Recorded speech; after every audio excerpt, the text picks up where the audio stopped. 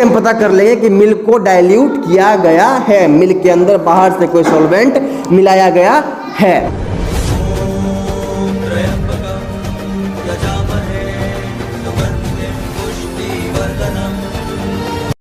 सकते हैं, लेकिन स्टैंडिंग पॉइंट इसकी वही बात होता है कि मिल्क को कितना देर तक हम फैक्ट्री के अंदर स्टोर रख सकते हैं, रोक के रख सकते हैं। तो स्टैंडिंग पॉइंट हुआ। स्टैंडिंग पॉइंट में हमको कैसे हेल्प करता है ये कि अगर हमको मिल्क का एक बार स्पेसिफिक हीट पता चल गया तो हमको ये पता चल गया कि ये मिल्क कितना हीट देने पर अपना टेम्परेचर बदल लेगा, T1 से T2 पे चला जाएगा। तो जो चेंज इन टेम्परेचर होता है ये होता है किसकी वजह से? हीट प्रोवाइडेड की वजह से। तो ये टेम्परेचर का बदलाव जो होगा वो कितना हीट देने के बाद होगा ये हम पता कर सकते हैं। जब हमको एक बार ये पता चल गया तो हमको ये पता चल जाएगा कि टेम्परेचर का बदलाव अगर इसको इतना हीट मिल जाएगा तो हो जाएगा। तो हम इसको क्या करेंगे, उतना कांस्टेंट हीट देते रहेंगे, उससे क्या होगा कि इसका टेम्परेचर मेंटेन रहेगा। जब इसका टेम्परेचर मेंटेन रहेगा तो इसका टेम्परेचर वेरी नहीं करेगा, मतलब दूसरे टेम्परेचर पर नहीं जाएगा। जब ये दूसरे टेम्परेचर पर नहीं जाएगा तो ये इसी टेम्परेचर पे बना हुआ है। जब इसी टेम्परेचर पे ये बना रहेगा तो इसका ऑर्डर, टेक्सचर, अपीयरेंस ये सब चीज़ जो है कांस्टेंट रहेगा, इसमें बदलाव नहीं आएगा। तो इसी की मदद से हम स्टैंडिंग पॉइंट की मदद से हम जो है मिल्क को लंबे समय तक अगर चाहे फैक्ट्री में तो स्टोर रख सकते हैं, जब तक कि मिल्क का इकोनॉमिकल वैल्यू बढ़ नहीं जाता। जैसे कि अभी लॉकडाउन चल रहा है तो हो सकता है कि मिल्क का रेट घट जाए, तो मिल्क का रेट वापस से जब तक बढ़ ना जाए तब तक हम मिल्क को हम स्टोर रख सकते हैं इस स्पेसिफिक हीट की मदद से। स्पेसिफिक हीट का जो बेसिक फॉर्मूला होता है वो होता है Q बराबर msdt, कहीं पर Q बराबर mcdt होता है। ये जो C या फिर S है यही दिखाता है किसको? स्पेसिफिक हीट को, ये स्टैंड करता है स्पेसिफिक हीट को। ये है मास, इतना मास ले कि उसका टेम्परेचर में डेल्टा T का बदलाव है। डेल्टा T है T2 माइनस T1, यानी final temperature minus initial temperature.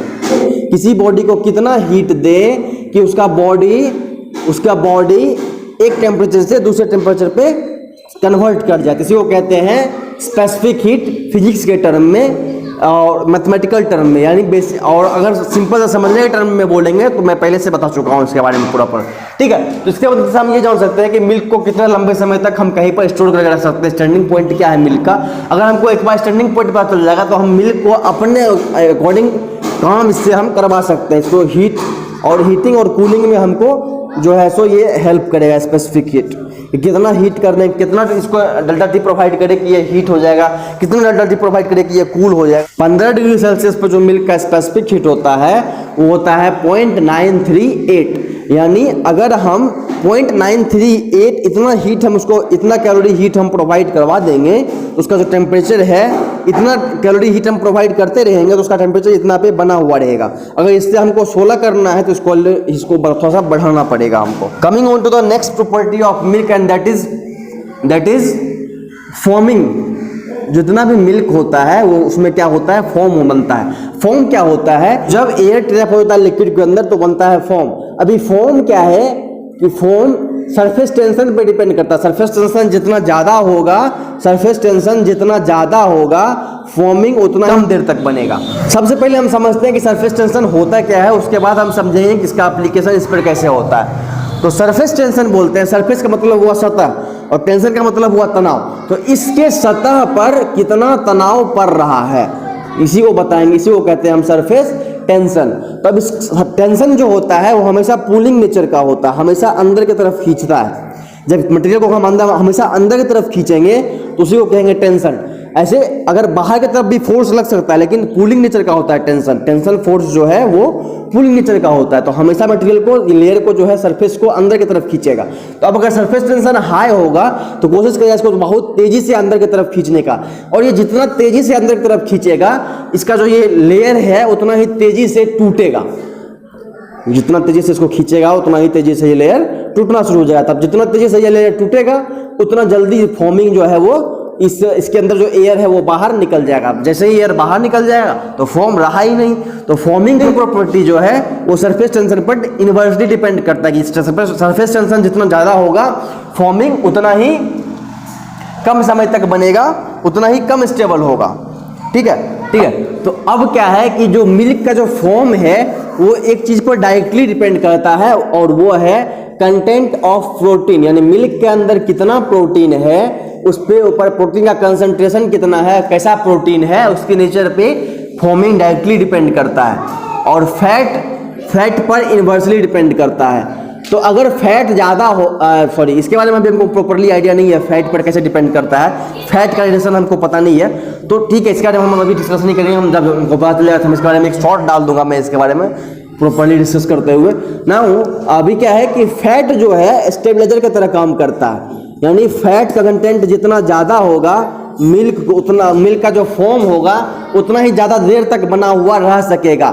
यानी फैट क्या करता है, इसके ऊपर बाहर की तरफ फोर्स लगाता है। तो जब इस पर फोर्स बाहर की तरफ लगेगा तो जो इसके अंदर जो फोर्स इसके अंदर लगने वाला था वो फोर्स, एक फोर्स है कि अंदर की तरफ लग रहा है और एक फोर्स है कि बाहर की तरफ लग रहा है। तो अगर फैट क्या करता है कि कोशिश करता है कि मॉलिक्यूल को चिपका करके रखे, ग्लोब्यूल्स बनाता है फैट, तो फैट कोशिश करता है कि मॉलिक्यूल को चिपका के रखे। जब फैट मॉलिक्यूल को चिपका के रखने की कोशिश करेगा तो सरफेस पर ये बाहर की तरफ फोर्स लगाता है और सरफेस टेंशन क्या है, अंदर की तरफ फोर्स लगाता है। तो अब चूंकि फोर्स अंदर, जैसे मान लीजिए 5 न्यूटन फोर्स अंदर की तरफ लग रहा है और 3 न्यूटन फोर्स बाहर की तरफ लग रहा है, तो जो नेट फोर्स होगा वो होगा 2 न्यूटन अंदर की तरफ, ठीक है। तो अब फोर्स अंदर की तरफ जो है वो पहले के कंपैरिजन में कम हो गया। तो जब पहले कंपैरिजन में अंदर लगने वाला फोर्स कम हो गया तो अब ये मिल्क का जो फॉर्म होगा वो ज़्यादा स्टेबल होगा। जब ज़्यादा स्टेबल होगा तो लॉन्ग टाइम तक ये बन पाएगा। तो इसीलिए हम कहते हैं कि फैट जो है वो फॉर्म को स्टेबलाइज करने का काम करता है। इसके अलावा अगर हम मिल्क के अंदर वाटर मिला देते हैं तो या फिर डाइल्यूट कर देते हैं, तो अगर हम जैसे लिक्विड मिलाते हैं, कोई लिक्विड बाहर से मिलाते हैं, तो जैसे उसका सरफेस टेंशन जो भी होगा उस पर डिपेंड करेगा फॉर्म का। अगर हम बाहर से वाटर मिला देते हैं तो वाटर का जो सरफेस टेंशन होता है वो मैक्सिमम होता है, बहुत ज़्यादा होता है वाटर का सरफेस टेंशन। कितना होता है ये नहीं पता, लेकिन बहुत ज़्यादा होता है। तो अब क्या करेगा वो वाटर, अभी तो मिल्क के अंदर पहले से 80% तक वाटर, 85% तक वाटर प्रेजेंट होता है।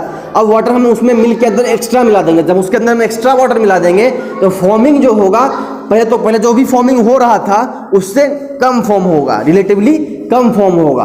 तो क्या होगा कि फॉर्म कम बनना शुरू हो जाएगा। ऐसा क्यों होगा, क्योंकि पहले से तो उसके अंदर वाटर प्रेजेंट था ही, तो वो सरफेस टेंशन उसके अंदर डाल ही रहा था। अब उसके अंदर हम और एक्स्ट्रा वाटर डाल दिए तो वो जो होगा और तेज फोर्स अंदर की तरफ डालेगा। तो जब तेज फोर्स डालेगा तो फॉर्म, या तो फॉर्म बनेगा ही नहीं, और अगर बनेगा तो बहुत ही कम बनेगा या फिर बहुत ही कम देर के लिए बनेगा।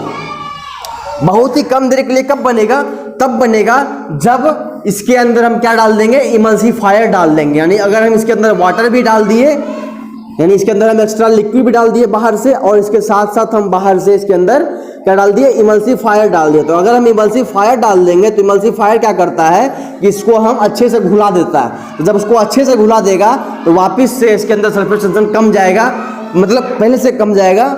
तो क्या होगा कि फॉर्म बनेगा लेकिन थोड़ा देर तक स्टेबल भी रहेगा वो, क्योंकि इमल्सिफायर उसमें मिलाया हुआ। तो जो नेचुरल इमल्सिफायर होता है वो होता है egg York. Egg York best natural emulsifier होता है। तो अगर हम एग यॉक मिला देंगे मिल्क के अंदर, पहले हम मिल्क के अंदर पानी मिला दिए, उसके अंदर एग यॉक मिला दिए, तो अब क्या होगा, जैसे पानी मिला दिए तो जो फॉर्म होगा वो कम बनेगा और कम देर के लिए बनेगा, या नहीं के बराबर बनेगा। अब अगर उसके अंदर इमल्सिफायर हम मिला देंगे तो अब जो होगा फॉर्म बनेगा लेकिन कम देर के लिए बनेगा।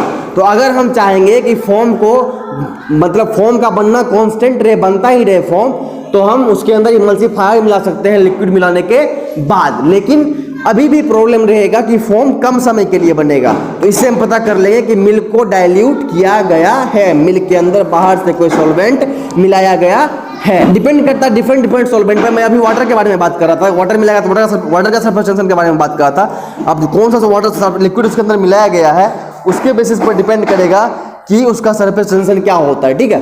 तो ये था। अभी coming to the next thing is कि व्हिपिंग मिल्क। व्हिप्ड मिल्क जो होता है, व्हिप्ड मिल्क जो होता है, नॉन व्हिप्ड मिल्क जो होता है, यानी मिल्क, व्हिप्ड मिल्क जो होता है उसके अंदर फैट ज़्यादा होता है, प्रोटीन ज़्यादा होता है और वाटर कम होता है। लेकिन नॉन व्हिप्ड मिल्क के अंदर जो होता है, यानी नेचुरल मिल्क जो होता है, उसमें वाटर 80% होता है, फैट फैट कितना होता है, 3% होता है, प्रोटीन 3% होता है और शुगर 5% होता है। इससे कम होता है व्हिप्ड मिल्क में, इससे कम होता है व्हिप्ड मिल्क में। मतलब ये जो हम बात कर रहे हैं कम ज़्यादा, ये जो ऐसा नहीं हो रहा है कि 3 से 4 हो गया या 5 हो गया फैट, रेस्पेक्टिवली जो है फैट ज़्यादा हो जाता है, प्रोटीन वगैरह कम जाता है, वाटर कम जाता है। चूंकि अब वाटर कम गया तो जैसे ही वाटर कम गया तो इसके अंदर सरफेस टेंशन लगाने वाला तो वाटर ही था। अब वाटर कम गया तो सरफेस टेंशन घट गया। जब सरफेस टेंशन कम गया, सरफेस टेंशन कम गया तो अब जो व्हिप्ड मिल्क के अंदर जो फॉर्म बनेगा वो फॉर्म लॉन्ग टाइम तक बनेगा और काफ़ी स्टेबल फॉर्म बनेगा।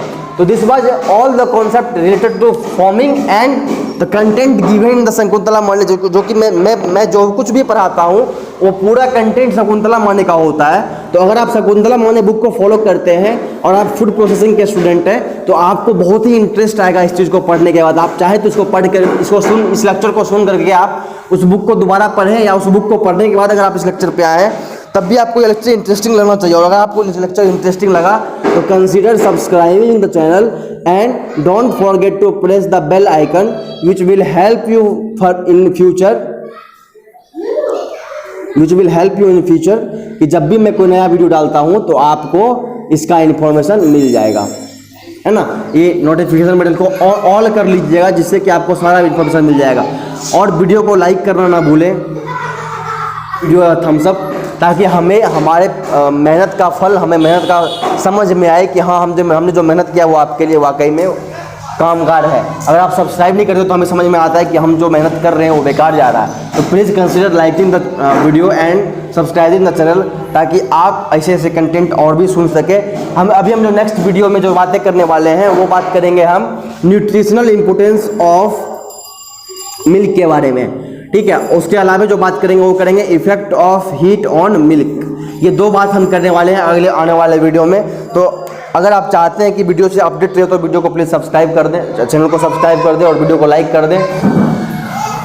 फैट की वजह से जो होता है, मतलब जितना मुझे समझ में आ रहा है, फैट की वजह से ये होता है कि जो बफेलो मिल्क होता है उसका फॉर्मिंग ज़्यादा होता है कंपेयर टू काउ मिल्क, क्योंकि काउ के मिल्क में फैट कम होता है और उसके मिल्क में फैट ज़्यादा होता है। ये भी हम देख लेंगे एक बार, मैं इसके बारे में जान जाता हूँ। फैट और सरफेस टेंशन का रिलेशन एक बार मुझे समझ में आ जाता है तो मैं ये भी डिस्कस कर दूँगा।